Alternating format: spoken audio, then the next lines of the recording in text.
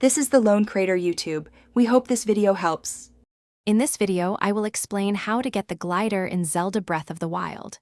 First, you'll begin your journey on the Great Plateau. Your primary goal here is to locate and complete the first 4 shrines.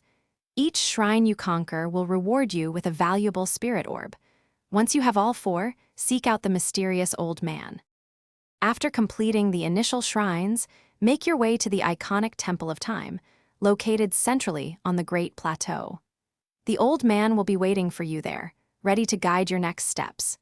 He will then reveal the precise location of the 4th and final shrine you need to complete before progressing further.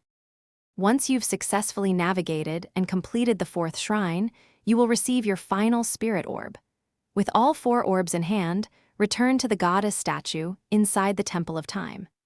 Interact with the statue to exchange your 4 spirit orbs for a heart container or a stamina vessel, your choice.